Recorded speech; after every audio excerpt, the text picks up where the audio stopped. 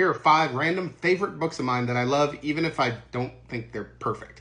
I've done list after list of books that I think are absolutely brilliant, written by authors who are truly operating on a level that most of us can only aspire. And don't get me wrong, I love authors like that, but I also think there's room for books that are just a few hundred pages of giddy fun.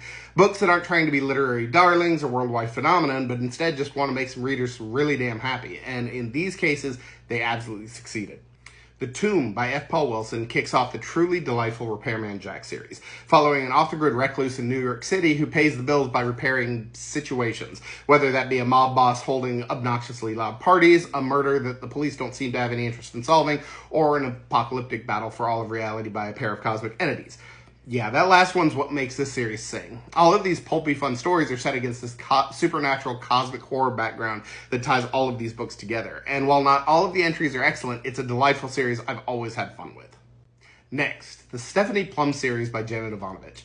Look, these books are pure popcorn, empty calories. The characters are exaggerated and silly, the plots often make no sense, and they become incredibly predictable, and I honestly could not give less of a shit because I read One for the Money while deployed and promptly devoured the next 11 books in the series.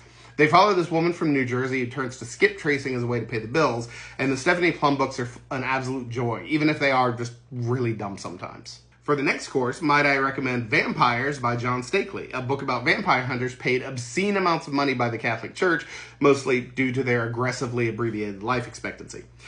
This book feels like something written by an outstanding author who decided to bring the ramblings of a hyperactive 6-year-old to life, and it is an absolute blast.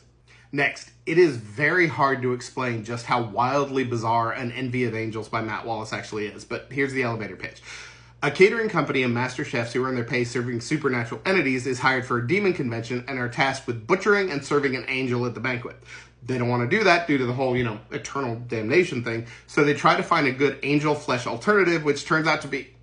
Look, I don't want to spoil it, but I promise you, given 1,000 years, you would not guess where this gleefully absurd story goes. It's Anthony Bourdain meets Supernatural meets an acid trip, and it's great.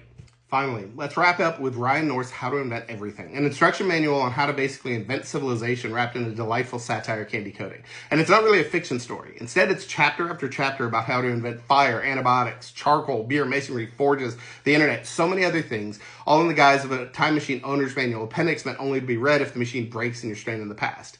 If you were the kind of kid who read encyclopedias or Wikipedia if you're not 1,000 years old like me for fun, this book will be right up your alley.